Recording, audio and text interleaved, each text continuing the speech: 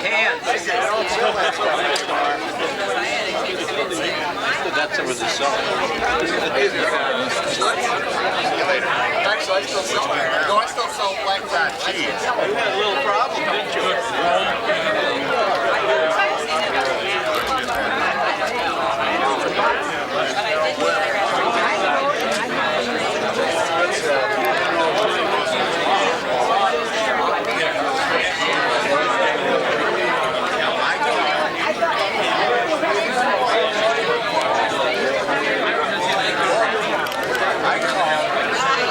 I tried to get the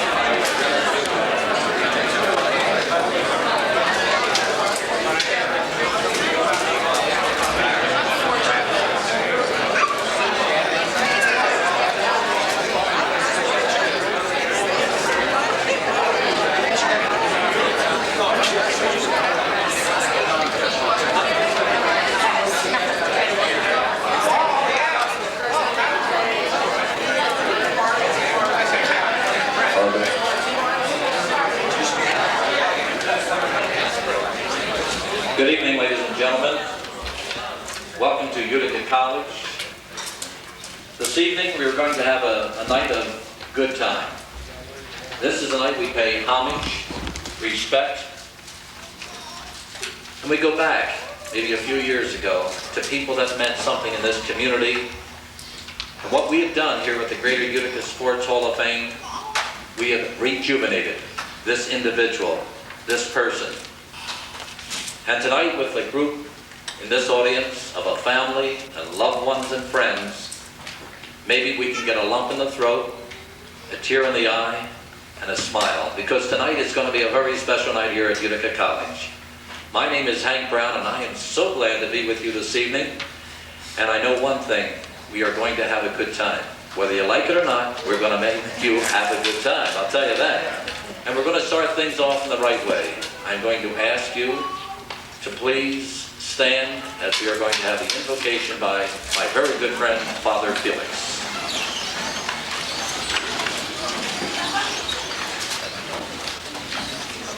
In the name of the Father, and of the Son, and of the Holy Spirit, amen. Let's pray. Almighty God and Father, we're here tonight to honor these inductees to the Greater Utica Sports Hall of Fame. Help us to admire their stamina, their achievements, their desire to win. May we imitate them and give us the fortitude to follow them in the battle of life, so that in the end we may share your joy together with them forever in your kingdom. We ask this through Christ our Lord. Amen.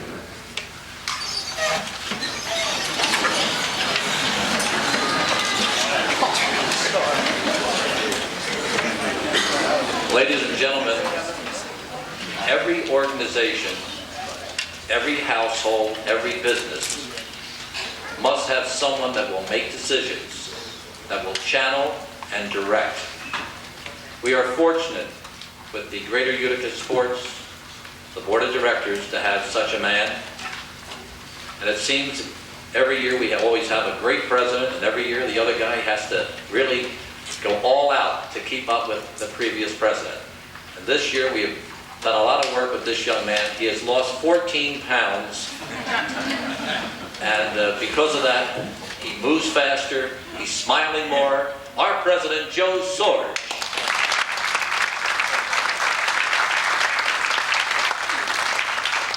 Thanks, Hank. I wasn't noted for speaking. I was a better listener than a speaker, and of course you can understand after listening or following Hank here. I would like to welcome you to our fourth induction ceremony. We have an outstanding cast, and I think you will be pleased with their accomplishments. They're really outstanding. We also have an outstanding board of directors, and I would like to introduce them because they really make this organization go. They're volunteers, and as I call your name, would you please stand? I'd like to start with Jim Spartano, who is our vice president. I don't know if Jim is out, still working at it out there, but anyway, he's here. Cleve McLaughlin is our treasurer.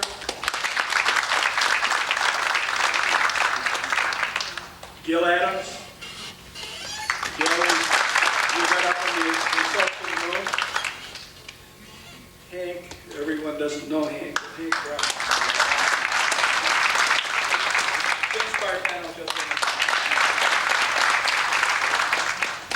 Phyllis Calogero, who was our first and only president until this year. So Phyllis, if any success has to be in leadership for this organization, is Phyllis, because she's worked and toiled long and hard at this. Dick Fry, I saw Dick, where are you? He's our legal counsel. Joanne Gerace, Frank Grunwald, he's, I call him the machine because that man can raise more money than anyone I know. Ed Kasner,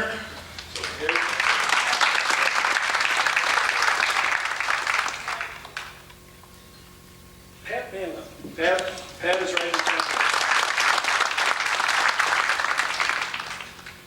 And Elmer Bud Morgan.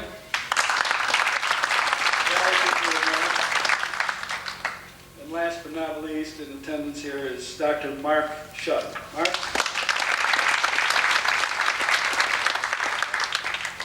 It's been a long year and a lot of hard work, and I just want to say that we're trying to raise enough money to have a permanent home for the plaques that the recipients will receive tonight. And at the present time, we have, it would be the west wing of Utica Memorial Auditorium. That will be, we were given wall space there, and if you have been into the auditorium, there's the Horton room at the end of the hall, and it's just before entering the Horton room. Along with that, and the support that we have gotten from the community, I know that we're going to have continued success, and whoever succeeds me in this spot is going to make it even better. Without any further ado, I'm going to turn it back to the man that's got all the words, Hank Brown.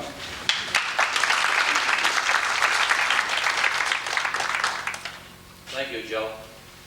I see in the audience tonight that I've got a gentleman that I owe an awful lot to. Otherwise, I'd be here in my birthday suit again tonight. My good friend, Mr. Leo from Progressive Cleaners, and this we're wearing is a dynasty tonight, ladies and gentlemen. $900 tuxedo. Last night, Joe Frazier, I had a tuxedo on last night. I was wearing, what was I wearing last night? Christine Dior or something like that? And I was wearing it, and Joe Frazier said to me last night, "Hey, you know what? You look good. You look good, eh?" And I said, "Joe, if I lose my temper with you, I'm going to knock you right on your..." "Yes, I will." And he turned around, very serious. He says, "A big mouth named Muhammad Ali tried that once. I whipped it good." He's a beautiful guy, but he loved the tuxedo. I lost the best last night in the pants. Only kidding. Only kidding. Everything's fine. Would everyone do me a favor, please? Would you look at your program, please? Everyone get your program. And I want you to turn to page, no, you have the cover, Shamrock, great cover once again. We turn to page, you see it says Greater Utica Sports Hall of Fame, and it has a message from our El Presidente, Joe Sorge. You all see that? I would like you to know that is the confirmation picture of Joe from 1944 at Annunciation Parish. And Joe, I'll tell you something, you haven't changed at all. I want equal time. I knew this would happen. That was taken a year ago, and you can see how I aged being president.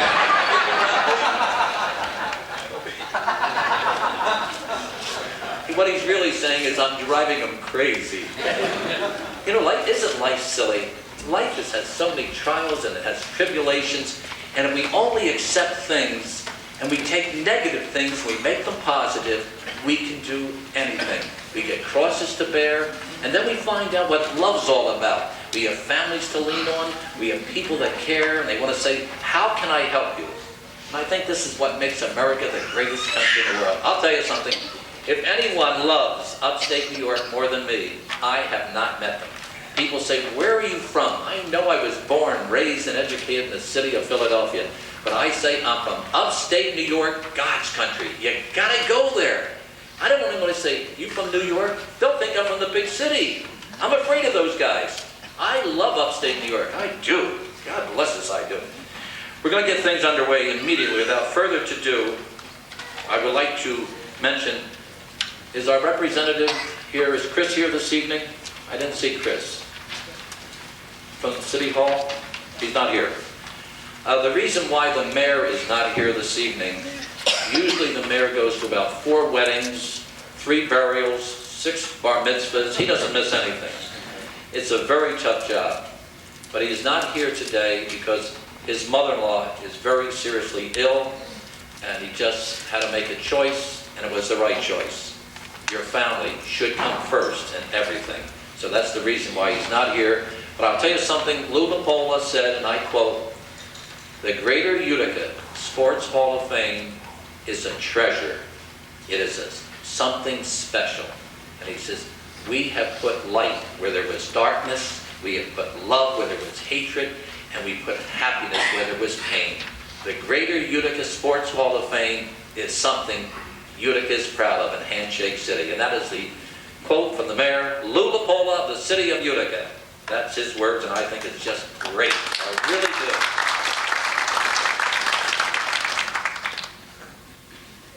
I am now going to call on a couple of people. I'd like to bring them forward if we might. One of those coming down tonight. Frank, are you going to start things off before we go into the awards? Or are we changing that? I'll follow the award. You're going to follow the awards, because I was following this, and I thought that would be the right way to do it. Do we have anyone in the audience tonight who is a previous winner or a member of our Hall of Fame? If you went in 92, 91, or so forth, are you in the audience tonight? Please stand up so we can recognize you. Where is Tony Filippelli? There's my friend.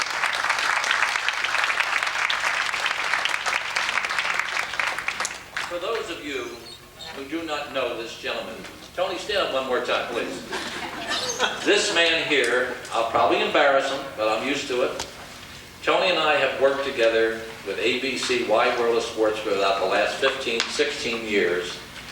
Tony has been selected by many to be the #1 referee in amateur boxing in the world. He's been on ABC Wide World of Sports so many times I can't count, CBS, and of course NBC. Howard Cosell said, when you select a referee, he must be in charge of the ring. And he says that Italian fella from down in Utica, who always brags about the city of Utica, is him. That's him, Tony Filippelli. We're always with Tony. Good fight. I know we're anxious to get things underway. This isn't going to take long, but it's very special. We are going to bring out various people, and we're going to give you a chance. After the award is given, the plaque is given, we are going to ask you to please go to the right over here in this corner. We're going to take a photograph of you receiving the award, and with your immediate family or anyone you want in that shot will be in that shot. We have a photographer here, and we will make sure by Wednesday you'll have a card. You call us, you look at the pictures, pick what you want. Because when we do it here at the Greater Utica Sports Hall of Fame, we do it right. Presenting the award is one of my friends and directors of the Greater Utica Sports Hall of Fame. His father was probably the magic of Herkimer. He made it all happen. Elmer Morgan. He had tough shoes, but this guy filled the shoes with a bigger smile and a lot of gusto. Bud Morgan.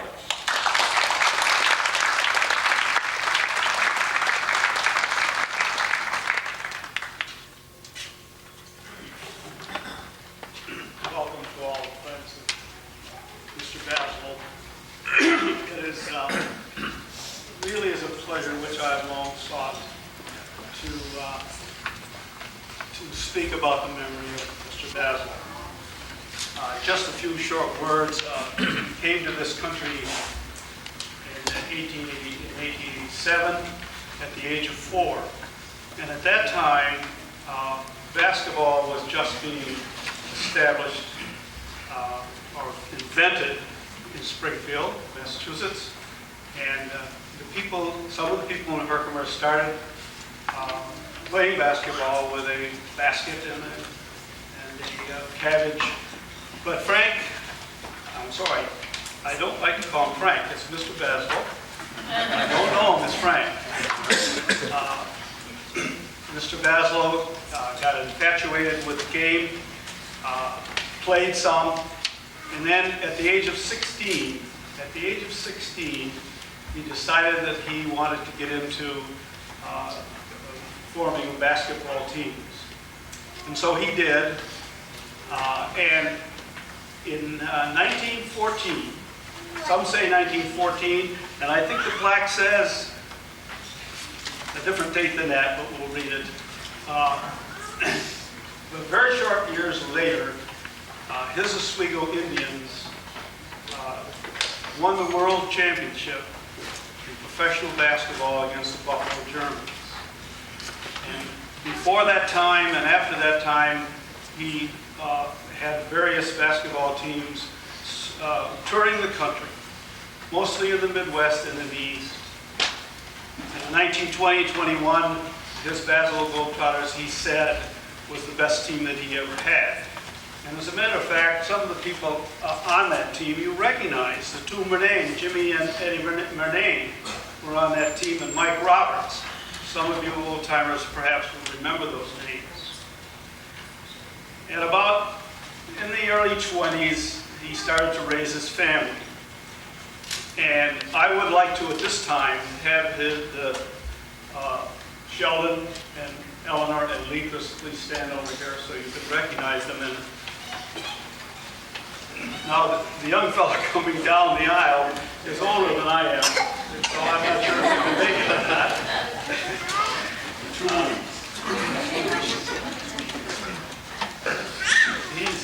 He's two weeks older than I am, and he's been that way all his life.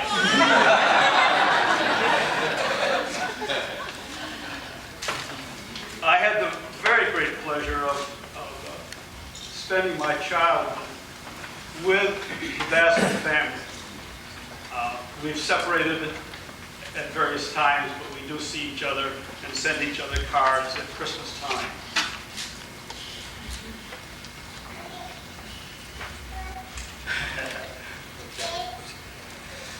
So, at this time, I would like to present to Eleanor, who, by the way, I called them down, not necessarily in chronological age, but in the order of importance.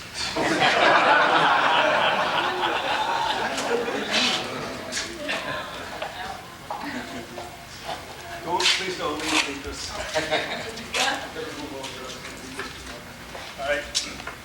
In memory of Frank Basil, born in Vienna, Austria, Frank Basil came to the United States with his family in 1891 and settled in Herkimer, New York. By the age of 16, he was organizing, promoting, and playing for the Herkimer basketball team. Author of I Grew Up with Basketball, in which he makes a strong case for hometown Herkimer as the site of the first organized game in 1891. Basil devoted much of his long and productive life to the promotion of basketball in central New York and across the country. One of his clubs, the Basil Globetrotters, made the first cross-country tour in 1914. Another handed the great Buffalo Germans their first loss after 110 straight victories. In 1912, after defeating the Germans, that's the German basketball team, again in a series, the Basil Globetrotters claimed the title World Champions. His teams won 1,324 games and lost 127, traveling almost 95,000 miles in the process. And can you imagine traveling in those days that much with the cars that they had? Basil owned and managed the Mohawk Indians of the New York State League and was president of the league from 1937 to 1941. He was named commissioner in 1947 to 48 and retired at the end of the season. This is for you, Eleanor. I can so.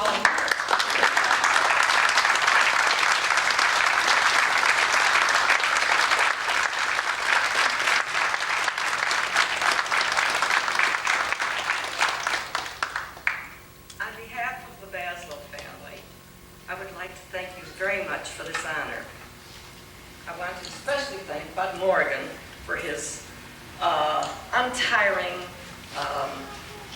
patience with us and helping us to get our part of it done. We are so pleased that you have decided to take our father into the hall, the Utica Hall of Fame. We know that he would be very pleased. And if I know my father, as I think I know my father, he is here somewhere. He just wouldn't miss this.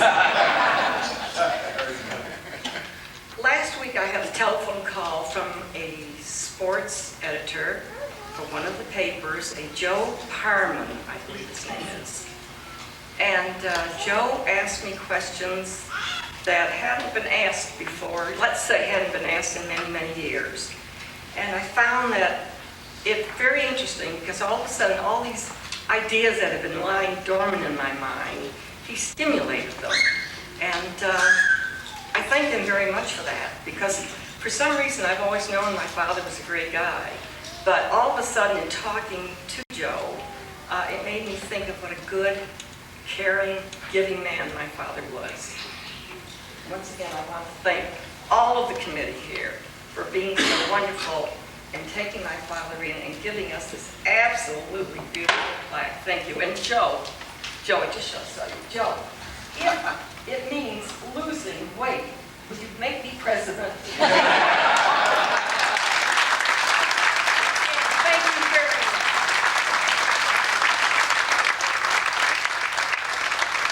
You know, as you look at the backdrop here, this is Frank Baslow, and that is his wife, Rose.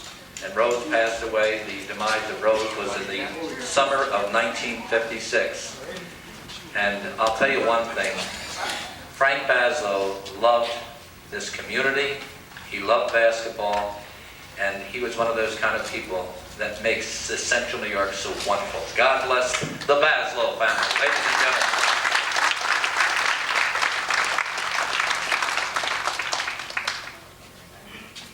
The next director who will introduce the young man going into the Hall of Fame. And this young man I've known for many, many years, so he gave me a little bit of note. Hank, remember, I was always good looking, humble, sincere. Boots, I can't read all your writing.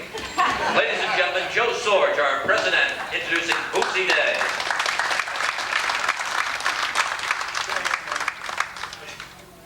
I see who's going to be the brother of his jokes tonight. Before I talk about Boots, I was remiss in not calling Ed Buckley, one of our directors. I missed him as I was going down the line. Ed, where are you? There I am. There he is. And Ed will be up a little later. This young fellow, I don't know whether I can call him young anymore or not. I have known for quite a while, and I just want to tell one story about it. My hometown is Silver Creek, New York, and if no one has ever heard of it, it's a little country town 32 miles southwest of Buffalo by the name of Silver Creek. And if you looked in the sports page today, the Silver Creek baseball team played at Ilion for the Class C semifinal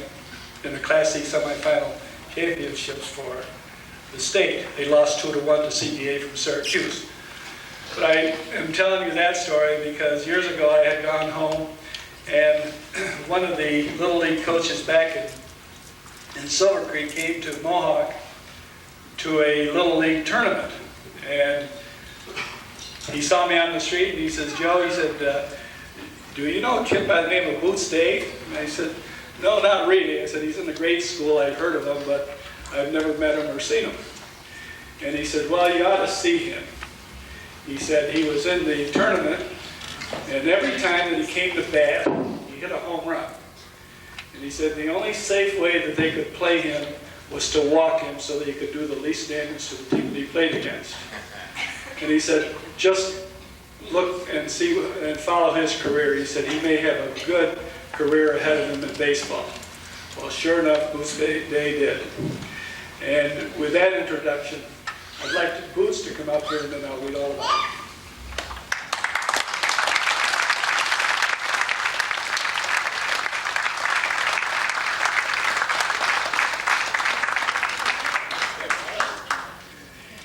He was born in Ilion in 1947. Dave was an all-star in basketball and baseball at Ilion High School.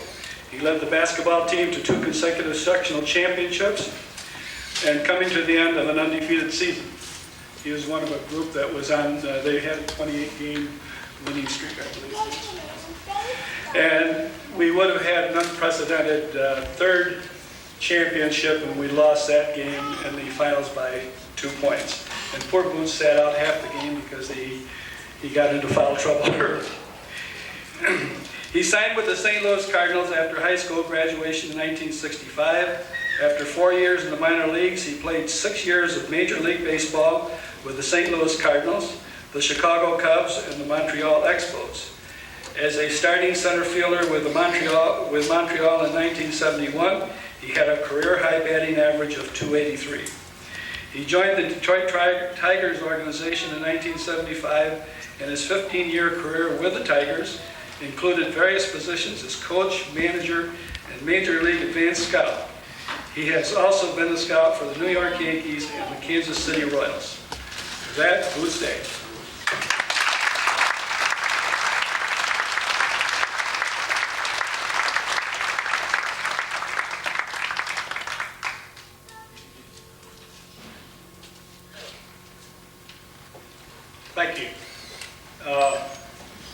As we were in the room before the festivities here, I saw Hank Brown, and who, as a little leaguer, I remember him doing our games on radio, and this guy hasn't changed a bit.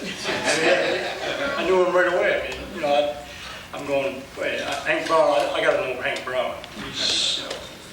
He can't change that much, but he's the same as when back in, I'm not going to say when, but back then. White Walsh did some basketball games while I was in high school.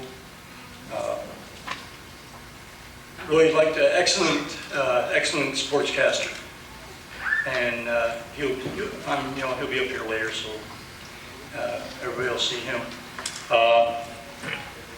I'd like to thank the Hall of Fame of Utica for nominating me and getting me here.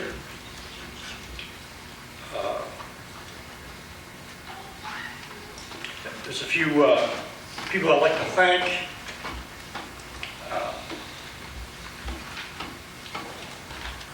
One up here.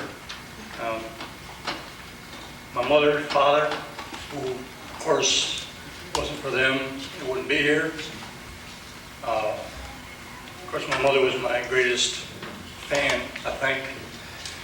She followed me from Little League through high school, every basketball and baseball. My wife, Barb.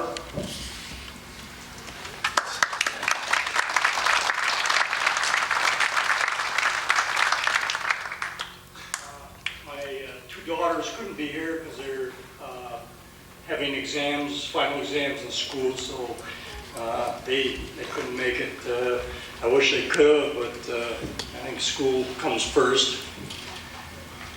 I'd like to thank my family, who there's quite a few of them here tonight. They come from different areas of the state. My friends come from Million and a few other areas around Utica here. I'd like to thank the managers that I played for in Little League, right on up through high school, and Joe Nicolette, who was a big influence on the baseball career, my high school coach. Joe Sorge, who's my coach in basketball, who I think taught me a little bit about respect. I wish I was 6'5", Joe. I don't know. I had a hard time picking what sport I wanted to play. As basketball or baseball, it would have been tough. And I also like to thank Bart Shelley, who signed me with the Cardinals originally in 1965. And also Dale Johnson, him and Bart were he was with Detroit and Bart was with the Cardinals, and they were watching me from Little League right on up, and I knew I was going to make one of them mad, because I could only sign with one team. I like to sign with both of them, but that'd be kind of hard. So anyway, I'm not going to take too much time, because when I talked to Joe, I said, "Well, how long do you have to speak?" And he says, "Well, you can say as much as, thank you very much to wherever you want." And I said, "No, I'm not going to come from St. Louis and say, just thank you very much." So right now I will close, and I want to thank again Joe and the Greater Sports Hall of Fame. Thank you.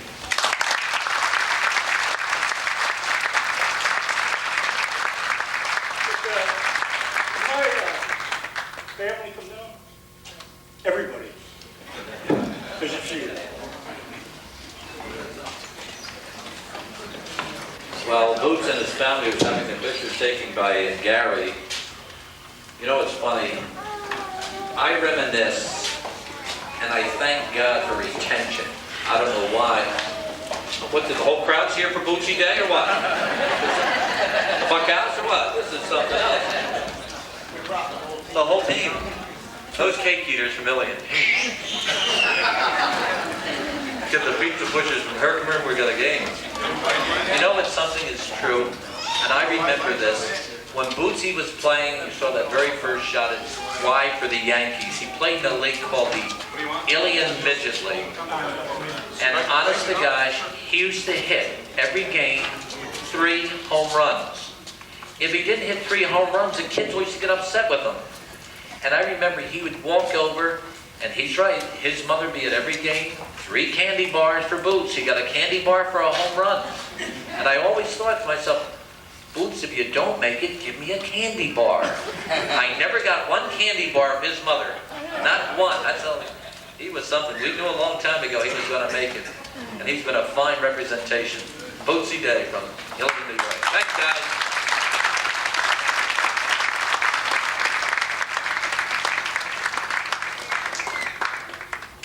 How you doing?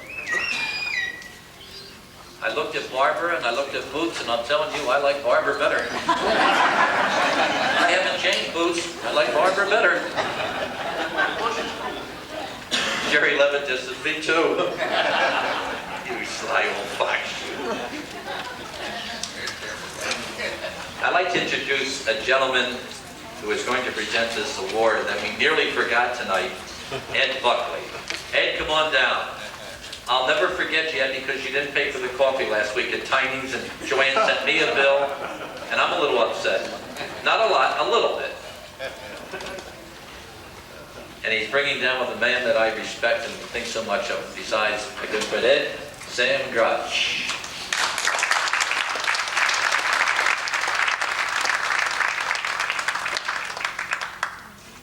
And as you can see, Sam came prepared.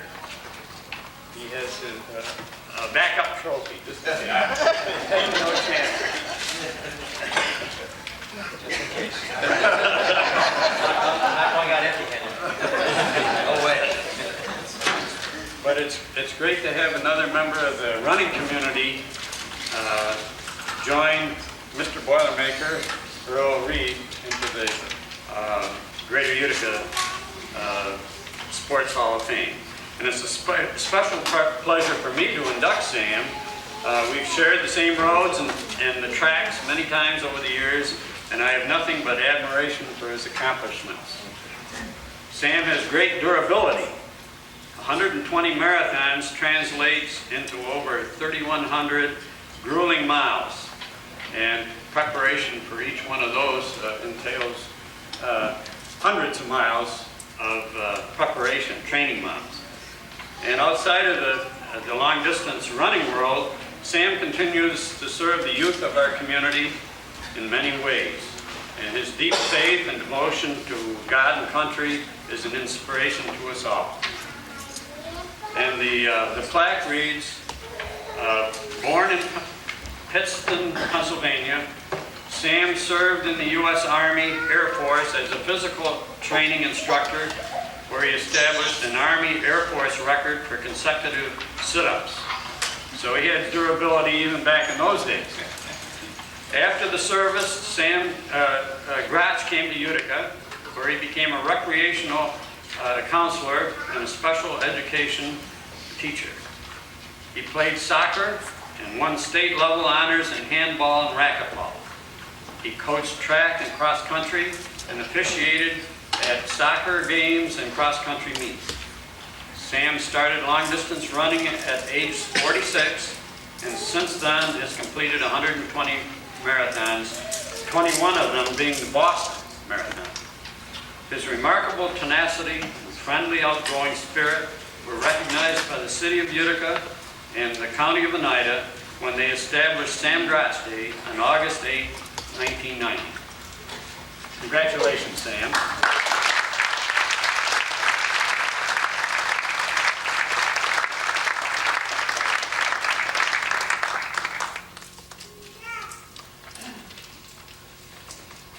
I'm not sure whether this is better being here or running the Boston Marathon.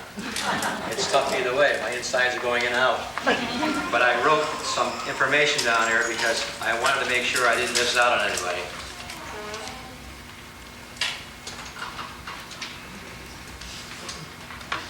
First and foremost, I want you to realize that I went to a Girard College orphanage and I was placed in a hall called Banker Hall. And I served my sentence there for about 11 and a half years.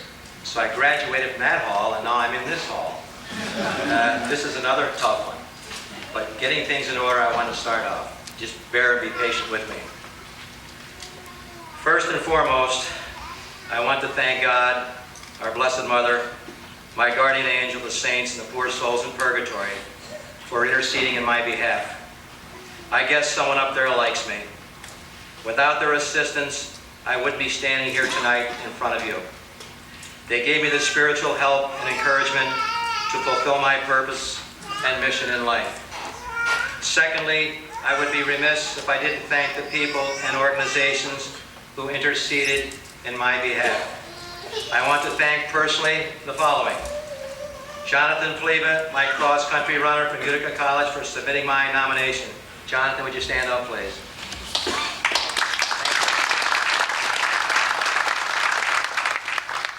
Mayor LaPola, seconding my nomination and his prayers in my behalf. Father Henry and the Dissension Fathers for their spiritual support and prayers. Now at this point I got a little confused. I said, if all these people are praying, I'm going to have a lot of problems getting in this thing. I already got worried. Well, continuing on, Linda Marcos, Administrator at Faxton Hospital.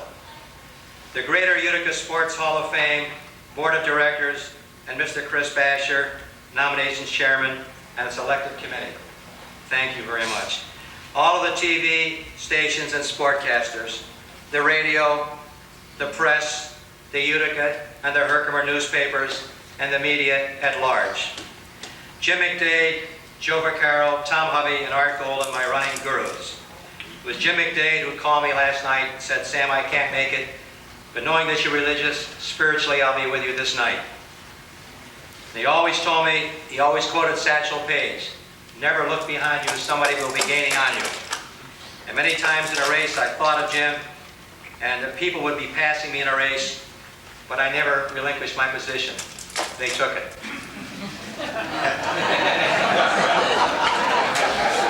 Tom Hovey said, Sam, marathons are tough, bite the bullet. I bit the bullet more than once. And Art Golden would encourage me. The school systems who appointed me as a cross-country coach, Frankfurt and Mohawk. Utica College and Director of Athletics, Jim Spartano, for having confidence in me as their cross-country coach. Coach Jim Spartano, would you please stand up, wherever you are. Last but not least, my wife Joan, my sons Rick, Gary, and my daughter Bonnie Jean, our grandchildren, Kathy and Gary, and all of my immediate family. Thank you. And also, I'd like to thank Mr. and Mrs. Irvin Antoni, who came in from Philadelphia. He was president of my graduating class 51 years ago, and he was All-American in soccer at the University of Penn, and was a quarterback for University of Pennsylvania. Mr. and Mrs. Irvin Antoni, would you please stand up? These are one of my role models.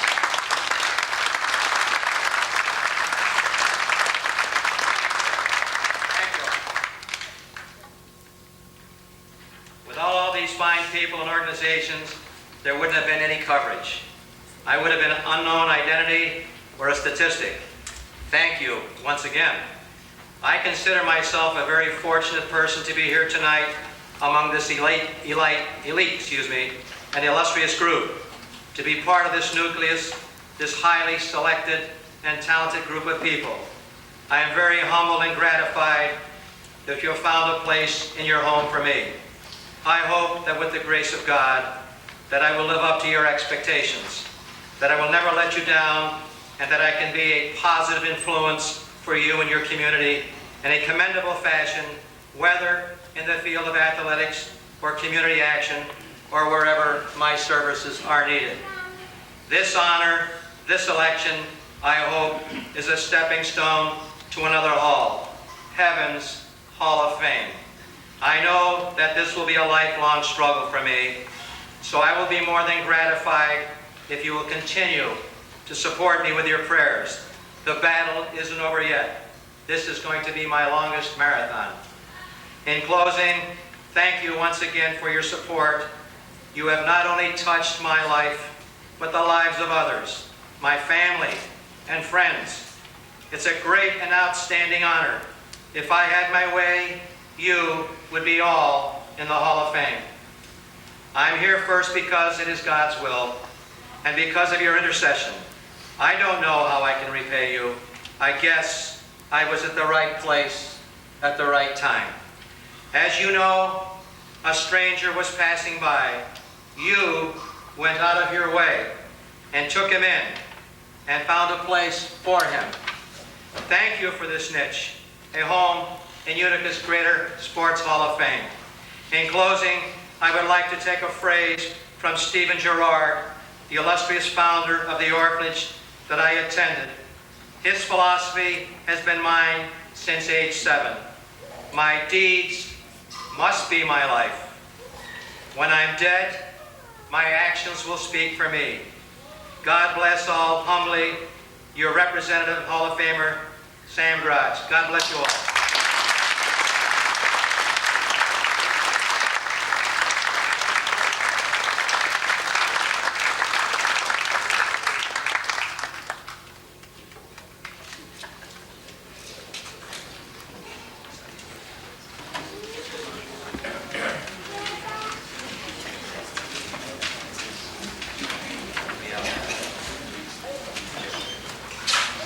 The friends of Sam who would like to have their photograph taken with him, their friends come down from Philadelphia and their family. If you would go to the right-hand side, we'd certainly appreciate it. We'll have some pictures taken. Gary, take that.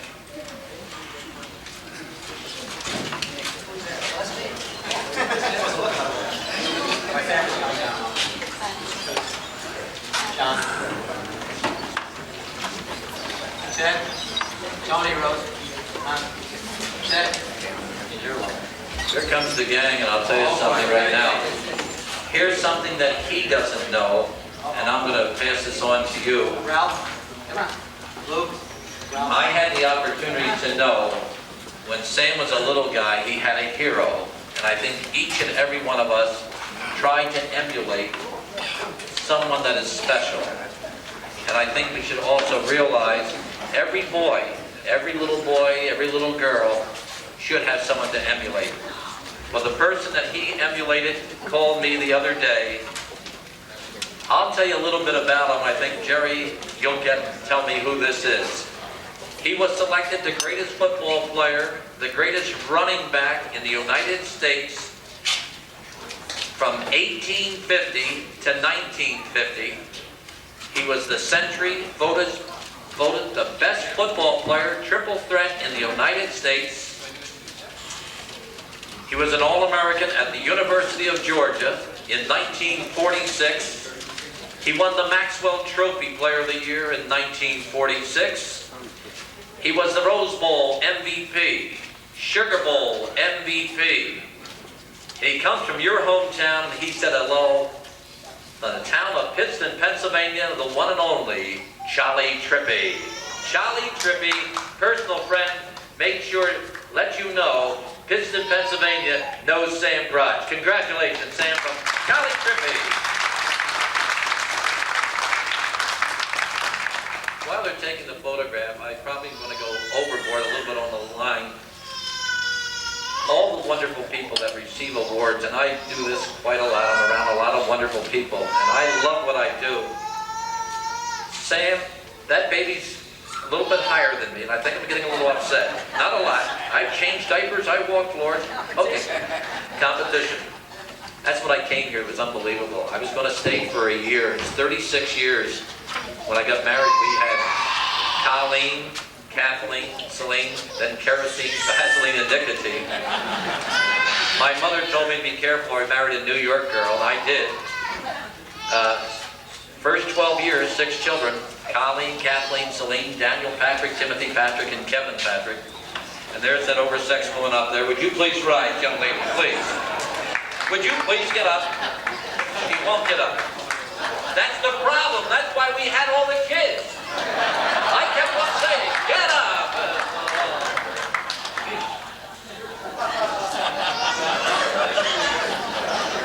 Jerry, would you explain to your wife what a fun girl she is? Jeez.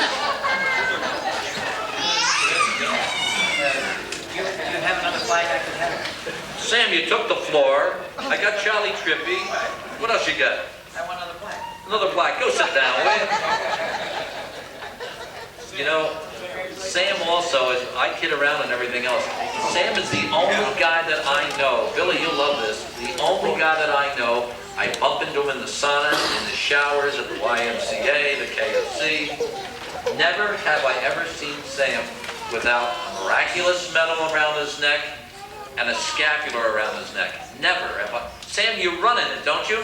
Where are you? Always. He always does. Can you imagine running 26 miles? Wonderful. God bless you, Sam. Thank you. All right, moving along a little bit here. Usually radio stations and television stations have a little competition with newspapers. I never have any competition with the newspaper. They beat me all the time. And here's a gal I always sit next to me. Pat, where are you? Pat Allen. Oh, right in front of me. I'm sorry, Pat.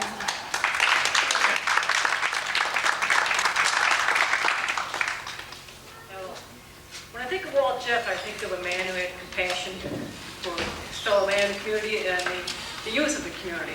I think it was shown in the many years he spent coaching, swimming, basketball, baseball, you name it. He's been involved in everything in the community for so long. The tireless advocate for instruction in swimming and life-saving, author of a textbook, lifeguard training. Walt Jeff was athletic director for the Knights of Columbus, water safety director of the Utica chapter of the American Red Cross, and aquatic director of Utica College. He's very honored to be with us tonight, especially at Utica College. Walt.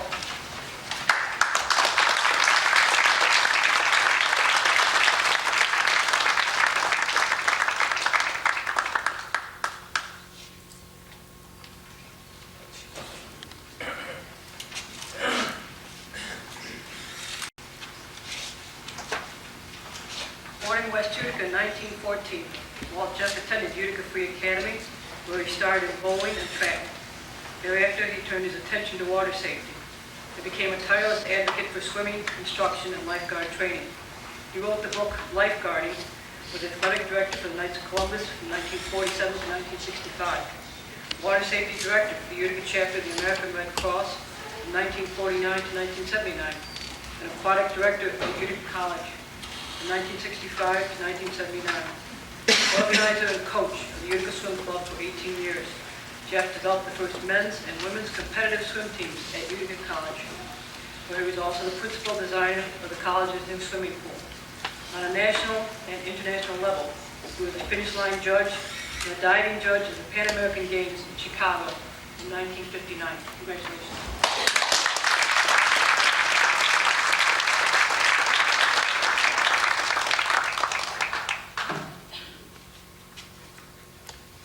I would rather make my comments concluding that the remarks that were made by Boots Day, the family of Baslow, and Sam Gratch, I have the same sentiment. So in other words, the three inductees, their feeling is the same as mine. But I do want to thank some special people. First, I want to thank my family. I want to thank publicly. I want to thank my deceased wife, Helen. Those of you who are involved with phys ed, or people involved with coaching or sports, you can appreciate that my wife, Helen, I mean, she brought the family up. I was never home. There were days when my family stayed home because Walt Jeff took other youngsters to interest in the athletic events. So this way, right now, I'm probably going to thank, in Helen's spirit, for everything she's done for me. I want to thank my daughter Mary, my son Bill, and my granddaughter Amy. I have another grandson here, and he had a tough choice tonight.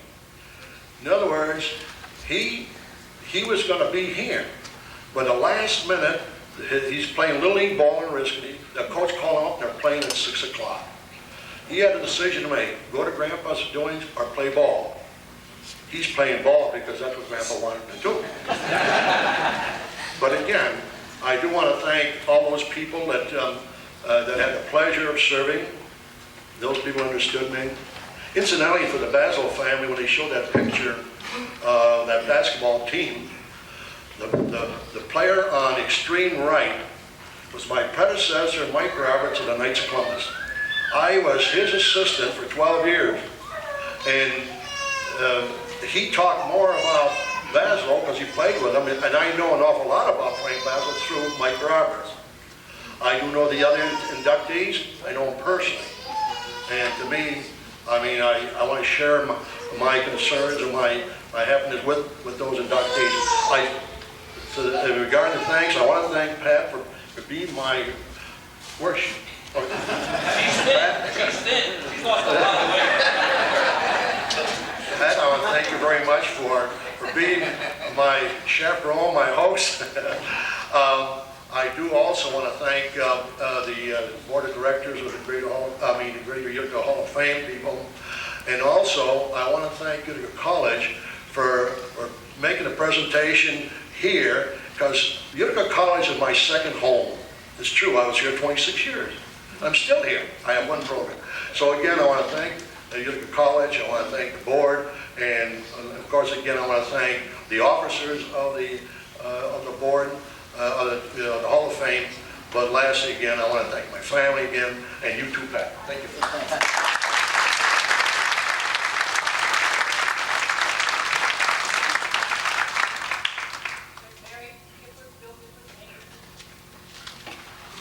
We're going to take another picture of this gentleman going in this evening, Walter Jeff. I thought Walter might have had a little enough of me. I was the speaker this past Wednesday night at the AARP at Dibble's Inn, and they said, he's going in the Hall of Fame, and I said, I know all about that. I'm one of the directors. I know these things. Joe Swords makes me memorize everything.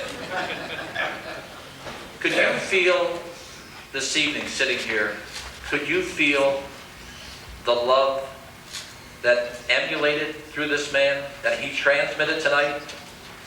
Talking about the love and how his wife raised the family. I think every coach has done this. My wife thinks I do it all the time.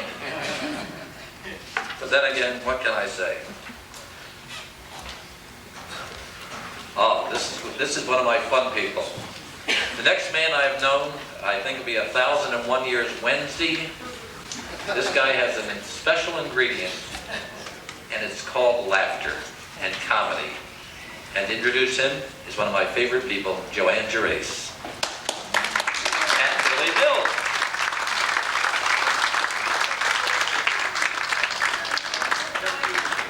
Can I ask all your family to come down and join me right this night?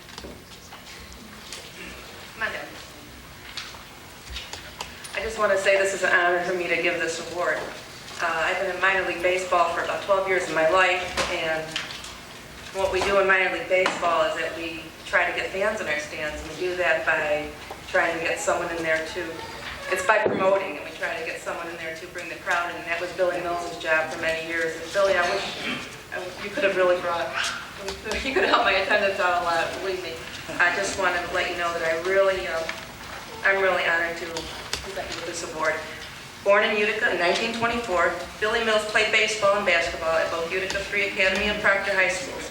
Shortly after his discharge from the Army, he began playing semi-pro baseball with a traveling Utica team. In 1947, he and his team were stranded without funds in Delhi, New York. He decided to put on a comedy routine for the fans and was an immediate hit. The following year, he took his act on the road, and for the next 8 years traveled the country over, performing his routines in ballparks, conventions, and banquets. His act was praised by New York Times and the Daily News and the Daily Mirror. Winner of the National Baseball Congress Award in 1959 as the man who did the most to increase fan attendance in baseball. Mills joined the company of such previous winners as Connie Mack, Dizzy Dean, and Joey Brown.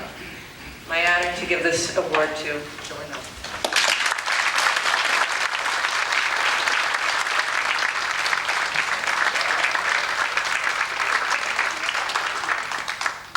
Thank you so much.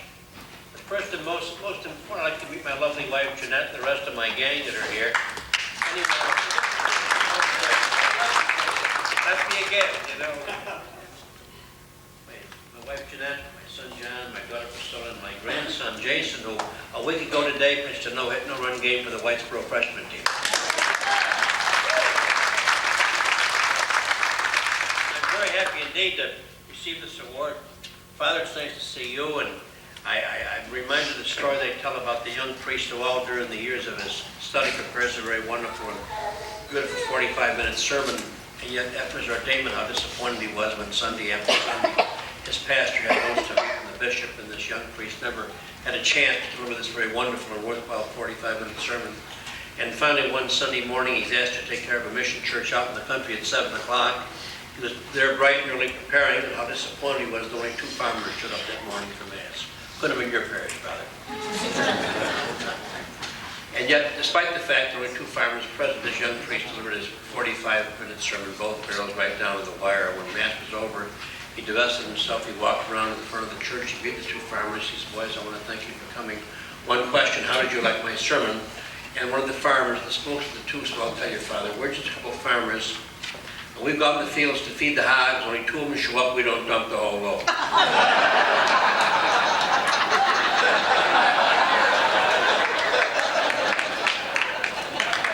I'm not going to dump the whole load, and you get people this evening. I'm very honored indeed.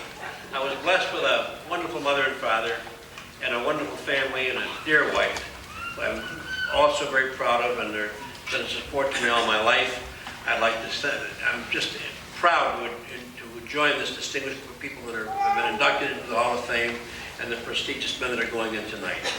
Thank you so much, and I got a little girl sitting out there. I want you to meet 2 of my best sister-in-law, Marie, and honey, will you stand up and say hello to the people? Come on.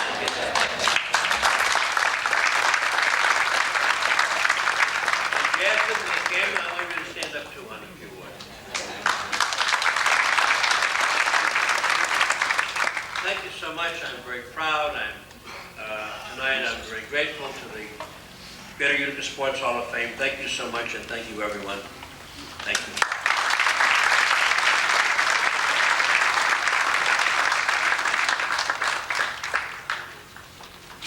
Wait a minute. I thought he was shaking her hand and kissing me, and I was ready. Thank you, Billy. Billy Mills, everybody. What a great guy. Good friend of mine.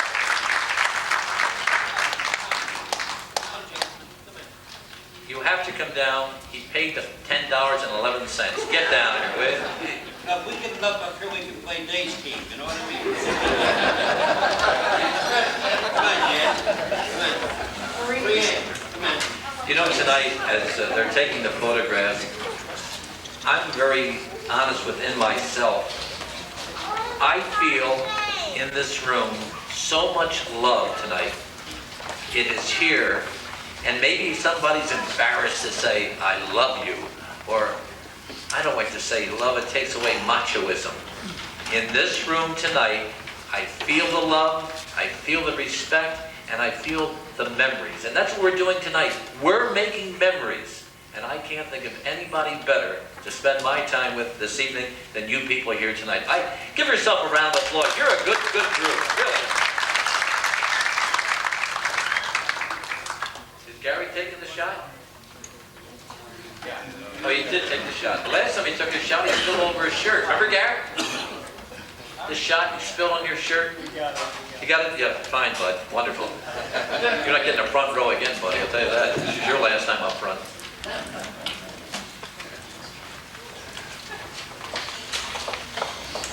We got very solemn. He told the joke about the church. Someone told we're going to take up a collection. Everybody's going to the muck house. I'm sorry, Father. We've got a crowd. We're making a few bucks tonight. This is it for St. Anthony's, right? I remember I met your mother many, many years ago at a restaurant. We were at Grimaldi's, and I always remember his mom. So proud of this Greeks here, Father Felix. Do you remember that, Father? Yes, I do. We're going to call on a gentleman that is well organized. There are 2 people in the club, and I mean this, I say club, our board of directors that are so well organized they scare me. One being Cleet McLaughlin. Where's Cleet? Here, Cleet is one of these kind of people who say, we should do this. He's got it done, it's stamped, and it's out.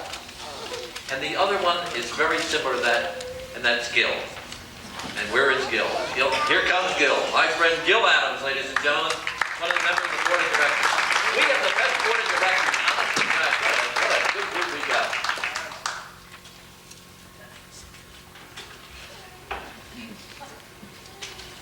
Because Albert I. Prettyman, who we're going to induct in the Hall of Fame at this time, has no direct descendants, 4 of his former Hamilton College hockey players have graciously consented to receive the plaque in his name. So I would like them to join me up here at this time. Now, while they're coming up, I thought I'd comment on the pictures here. Mr. Prettyman is in his role as athletic director at Hamilton College in this picture. He's the gentleman seated on the left. The gentleman seated on the right was the head football coach at Hamilton in 1941, Forrest Ebashevsky. And the young man standing between them was Art Naylor, the captain of the football team that year. Now the next picture, please. This is Mr. Prettyman as an avid trout fisherman. He's the gentleman on the left. The gentleman on the right is Edward F. Houck, professor of German at the college for many years. And this is just an individual picture of Mr. Prettyman. It was taken by Harvey Cameron, who for over 40 years was professor of physics at Hamilton College. He was not only an avid photographer, he was also a very fine musician. He played the cello extremely well. Now, I want to introduce these gentlemen who are here. From the class of 1938, we have Stanley Gilbert of Barneveld, New York. Stanley grew up in Utica, New York. Stanley is standing over on the end there.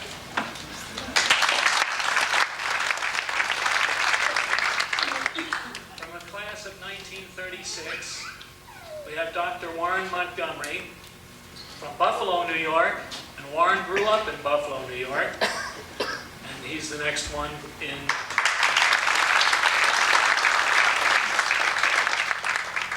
From the class of 1933, we have Leroy Crane of Clinton, New York. Leroy grew up on a dairy farm not too far from the Hamilton College campus.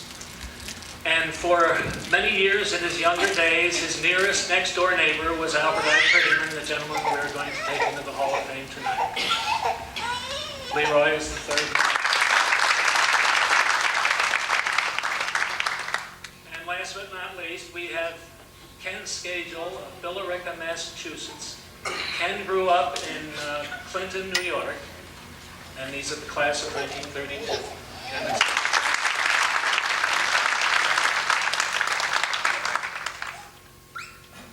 Albert I. Prettyman deserves to be in the Hall of Fame for several reasons. I will mention just 2.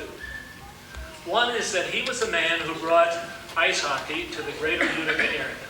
From the time he arrived at Hamilton College in 1917, he worked diligently to promote the game both on the campus and in the village.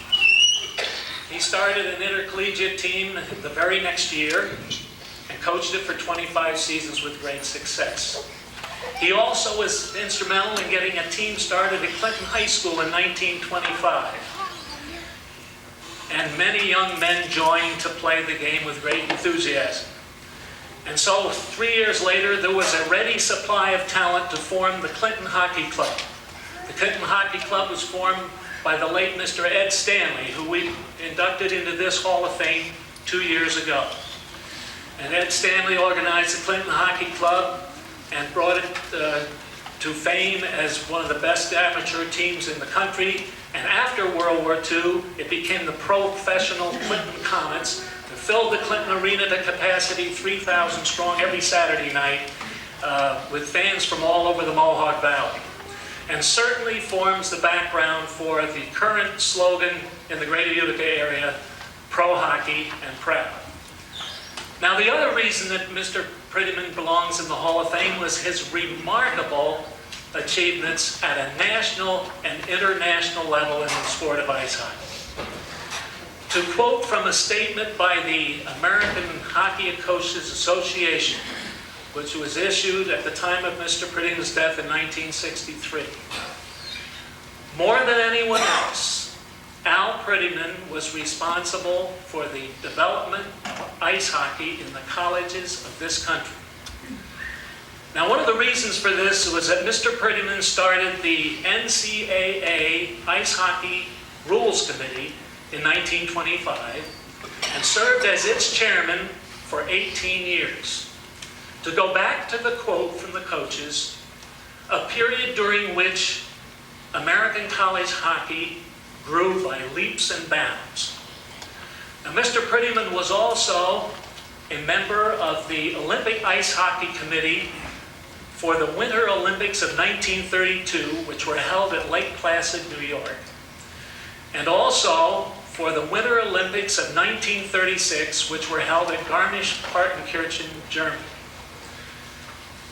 Now, the format in those days was that the Olympic Ice Hockey Committee would hold a tryout, pick the team, and then send one of its members to the Olympics to coach the team. In 1932, it was the Harvard coach. In 1936, it was the Hamilton coach, Albert I. Prettyman. And even before he set sail, you didn't take off in planes in those days, folks, and even before he set sail for Germany, he had a problem. The problem was that the backup goalie that they selected at the tryouts was not able to make the trip. And so he called upon his own Hamilton College goalie, Fran Baker, of the class of 1936, a senior at that time. And so he made the trip to Germany with Mr. Prettyman as a backup goalie, and they both came back with bronze medals to prove it. I want to, let's see, I have the plaque right here. So gentlemen, if you'll just come over here.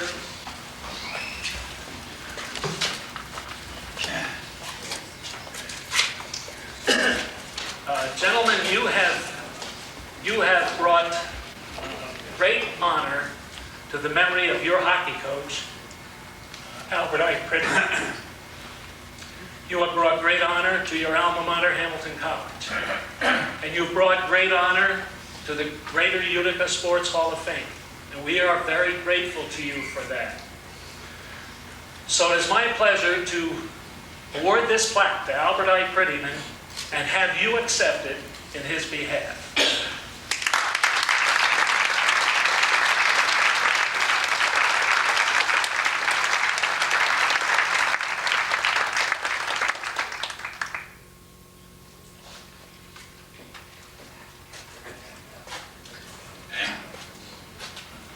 I'll just say something on a personal basis. I went to college from a small church school, and the masters were friends of ours. Hamilton was small in the days I went there, but the professors were across the catchment. They were ivory tower. Mr. Prettyman was a friend of ours, and I remember many Saturday nights going up to his house, ginger ale, in the basement. And here was this great hockey coach with his hockey team. He would go down cellar and play hockey on little machines that he's made to see nowadays in a bar room. With a little cap and that's ridiculous. Just a love. But that's my memory. He was one hell of a man.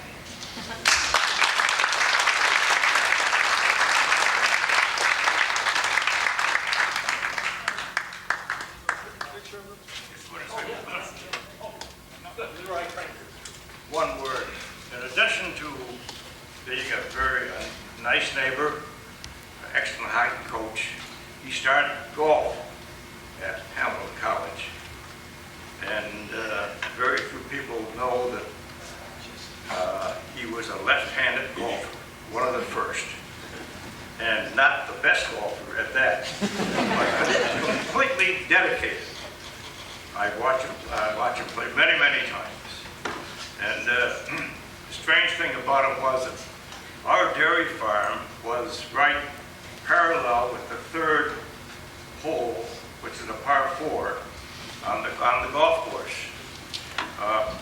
Most golfers, when they get up, if they aren't too good, pull across the ball and they slice it off to the right. The other way is the hook. Most everyone is a slicer. That's fine, except that when A.I. Pritiman sliced, it went the other way.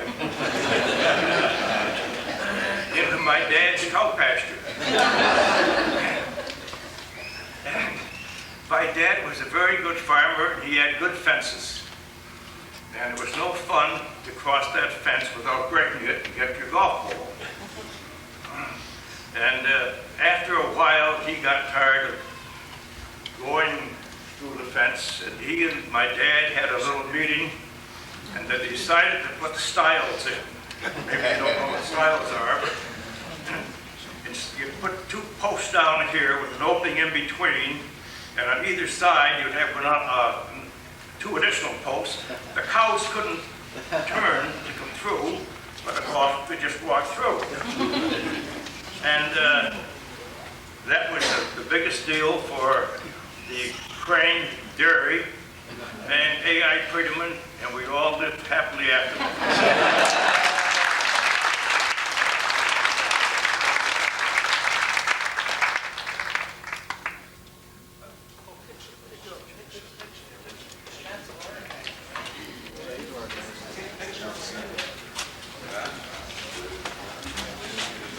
Gentlemen, if you move over to your right, we'll certainly take a photograph of you and this illustrious group here this evening.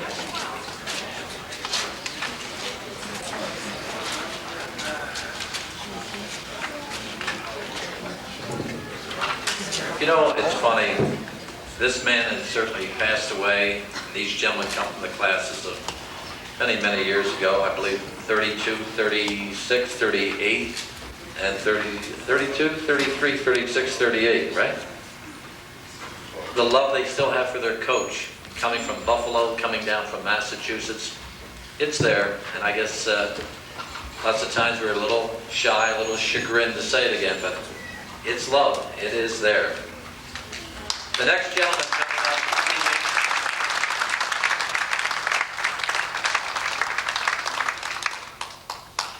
who will be going into our Hall of Fame, is a man that I have known for 36 years since the time I came to this area from Philadelphia. We were competitors, we worked together, and I've never stopped saying, in broadcasting I've met a lot of wonderful people, but if I was picking my favorite person for my youngsters to emulate, I'd like them to be like you, Lloyd Walsh, believe me. Dr. Mark Drug, would you come down here, please, and introduce the man that I think so much. You know, Doctor, where you're coming down, I've got a pain in the back of my neck. You think it's anything? No, just a little word mark. Thank you very much. Thanks, Sid. He's known Mr. Walsh, and I still have to call him Mr. Walsh. He's known him for 36 years. Well, I was trying to think. I've probably known Mr. Walsh for probably 34 years, or probably even 35 years. So, Mr. Walsh, besides being a very fine sports authority, I think that Mr. Walsh is what I say this now, and I thought it then, a fine example of a real true gentleman. Born in Oswego, New York in 1922, it says Lloyd Walsh, but we gotta say Mr. Walsh graduated from Syracuse University with a degree in radio broadcasting. He joined WRUN in Utica, New York in 1953, thus beginning a play-by-play sports broadcasting career which spanned nearly 4 decades in the Mohawk Valley. Mr. Walsh was the voice of area high school basketball and the voice of Colgate Red Raider football from 1952 to 1989. He was the public address announcer for area high school invitational, sectional, and state championship track and field meets. He did call numerous big games in his career, among them Notre Dame boys basketball win over national powerhouse DeMatha High in 1974. Notre Dame's girls' 1989 basketball win over Hempstead in the state championship game, and New York Mills basketball victories in the state championship in 1982. Mr. Walsh is a member of the SUNY Tech Hall of Fame and has been honored as the East Utica Optimist Club Man of the Year. Mr. Lloyd Walsh.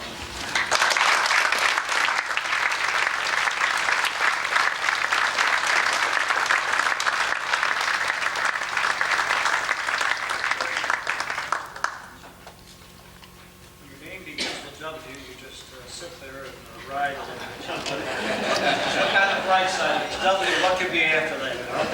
I think that probably, let me see, in case all of you can't see me, you can probably hear me. I am here.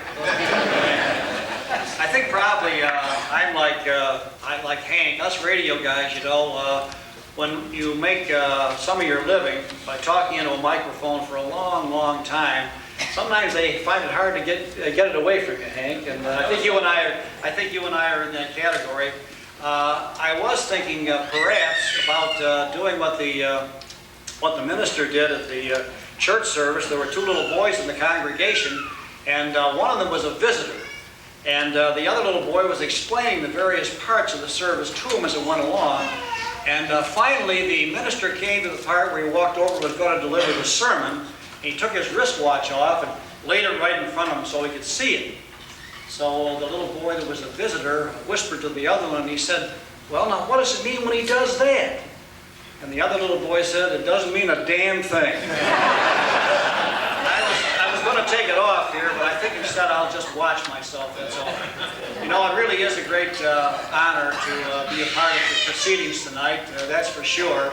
And I must say that when I came to this area way back in the early 50s, I did have an idea that maybe one radio station could change things as far as coverage of area sports is concerned. I had a plan, and I went to a man for whom I had a tremendous amount of respect. His name was Phil Hammis, and at that time he was a coach at Proctor High School. I benefited from the wise counsel of Phil Hammis, and that led me to work with a group of other men, all of whom are gone now, but whose names really have become legendary in local sports. Men like Ray Benjamin and Chiz Fry and Eddie Herman, Fred Collins, all men who were very helpful to me when I was getting started. The plan I thought of had just a couple of parts to it. First of all, we had planned to do a play-by-play for a group of schools in this coverage area in Section 3, and we decided at the outset that instead of following one ball club, we would do a composite schedule. And that's what we did, and did quite successfully over a great number of years. I think as far as the composite was concerned, we perhaps did put a little bit of emphasis on the larger high schools in the metropolitan area. However, we were able to give a great deal, I felt, of play-by-play exposure and coverage to many, many schools in our coverage area and in the Section 3 area, and including such leagues as the Center State Conference, Tri-Valley, and Inter-Valley, the old Iroquois Conference that the Valley schools were in. And even at tournament time, we were able to accommodate the many, many requests we had for play-by-play coverage from a lot of the smaller schools from outside who were very proud of their ball clubs too. The second part of the plan was not as visible as play-by-play is, but it involved our station giving what I thought were generous amounts of time to Section 3 to promote their activities during the year. And during the latter part of February and March of every year, it reached sort of a crescendo when we reached the time where we all thought the major athletic event of the high school year was to be played, and that was the Section 3 tournament. And I have to commend us, if I may, for that. For several weeks at a time, every single year, we did do a blitz, around-the-clock schedule of announcements, always promoting attendance. We knew how important it was to Section 3 and how much the revenue from the tournament went to finance some of their other activities. And it was a great source of satisfaction to me that when it was all said and done each year, out of 4 areas, by far the overwhelming majority of the attendance at Section 3 games in the tournament all came from the Utica area. This was part of an overall plan we had to try to involve ourselves with sports at all levels, from the smallest high school right up to professional. In that vein, at the outset, we made a commitment to do major college football for Colgate University. Now, as you all know, Colgate has represented the ball clubs and has had over the years. But it's an academic school that never forgets its primary purpose for being, the primary purpose why it's there in the first place. And I can assure you it was a great pleasure for me over 37 years to represent Colgate in many of the stadiums in this country and to hear the wonderful things people said about this university. Not just the ball club, academically. It was a very pleasant job on my part to be even an unofficial representative of Colgate University. Way back when I started, we also carried the Yankee game, so we did achieve, I think, our objective of being involved in sports at all levels. And these things I've talked about, combined with a commitment I made in the field of track and field at the invitational and the sectional and also at the state level on occasions, really furnished for me, I can't tell you what wonderful personal relationships and the sharing, if you will, the sharing of just hundreds of dramatic moments over the years with athletes, coaches, administrators, officials, and fans. Those relationships I prize very highly, and I still keep many of them up today. And I want to tell you those memories and those dramatic moments were many, are some I would never trade just for anything. Certainly tonight is one of the high points of all this, and I do want to thank the committee so much for making me a part of all this. Thank you very much.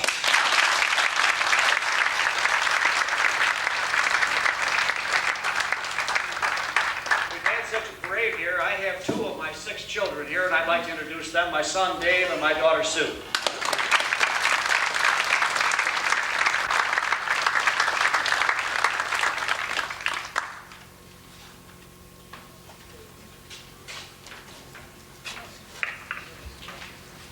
You know, when you're selected by your own peers, I think it's something very, very special. And I know that I'm on my 3rd time around at WRUN. They gave me the key twice, Lloyd, and I think you changed the key on the lock one day, Lloyd? And I was talking to Lloyd earlier this evening. I remember before FM became what it is today, that many, many years ago, WRUN, I guess in that period, 1966, and I was doing a show called Twistorama USA on WKTV, which was the #1 show, local show in the United States. We had a show here, and I never forgot the crew. In the morning from 5 to 7 was Gordy Hood, from 7 to 10 was Hank Brown, from 10 to 2 was High Agent, from 2 to 6 was Bob Lux, and at night, the Big D, Nick D'Arnado. And when I first met Nick, I heard this great resonant sounding voice. And I thought, gee, this guy's gonna be 8'4". He was a 1/4 inch larger than Lloyd. And he looked like an Italian Peter Lorre. But Lloyd, we're something else, that crew, right? We were #1 across the board. No one, we had everything going, and he was our Capitan right there. Lloyd, thank you, buddy. Love you.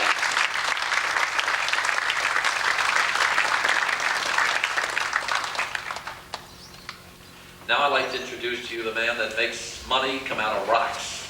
He makes things happen with no hesitation. He is the busiest man that I know. He gives me competition, and I think he always beats me. My good friend, Frank Grunwald. Frank, of course, with current cable television, any charity, any organization needs his help, he's here. The man with the heart, my good friend, Frank Grunwald. Frank, thank you.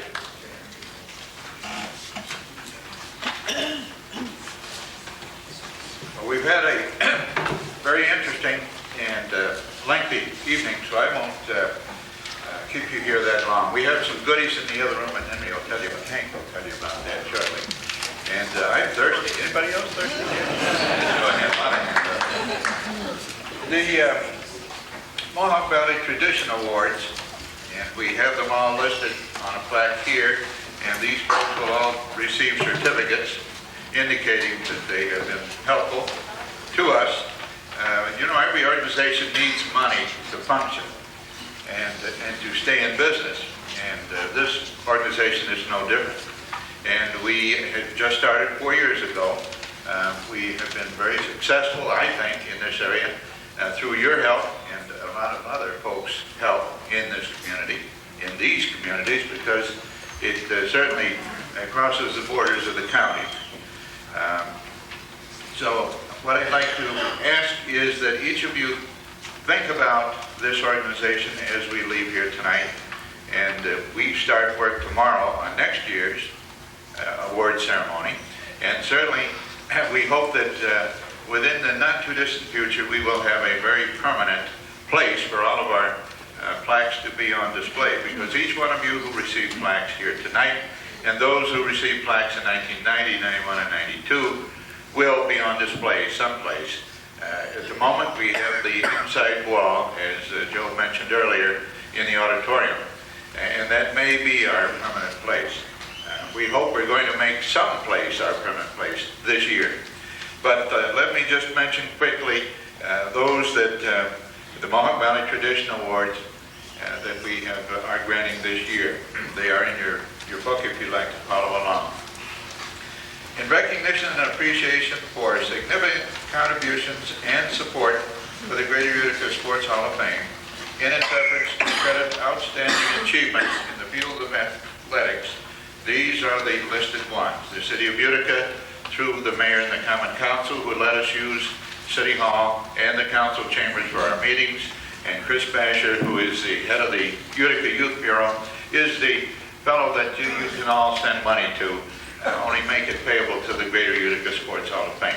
That is, he is the collector, and then it goes to Cleet, and Cleet keeps it in some bank someplace down the valley.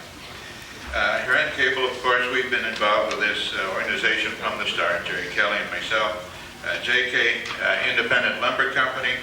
If it weren't for Kevin Kelly and Chris Kelly, my goodness, there'd be a lot of folks in this valley who would be lacking. They've been always there when somebody needed them.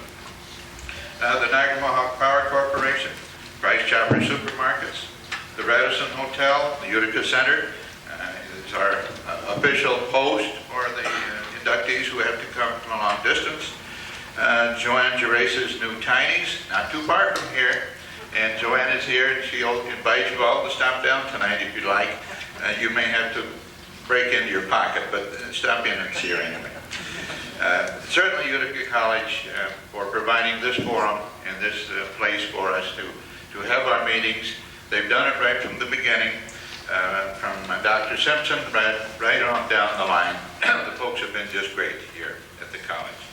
And the Utica Observer-Dispatch certainly.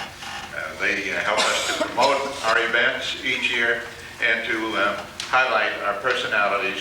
Perhaps most of you saw the issue 2 weeks ago on Sunday, where each one of the recipients' picture was displayed along with a biography. And last but not least, on this outstanding group of companies and businesses and industries is Valley Graphic. And Valley Graphic is the organization that puts this together, and the bodies behind it are Frank Argema and his lovely wife Andrea, and they're both here tonight. Would you please stand?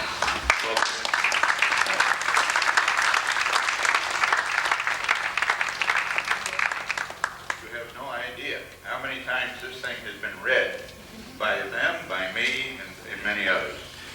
But it's really with a grateful heart that I recognize both of you here this evening. All of these folks are honored with this year's Mohawk Valley Tradition Award and inducted into the Greater Utica Sports Hall of Fame for 1993. The Mohawk Valley Tradition Award is presented to a corporation, foundation, or organization which has made a major financial or in-kind service contribution to the Greater Utica Sports Hall of Fame. And thank you all very much. One last thing, please turn the page and you'll see a list of what we call our donors, our major donors. And this is just a partial list. Certainly there have been others, but these have made a significant monetary contribution this year. And please don't forget us in the future. Thanks so much.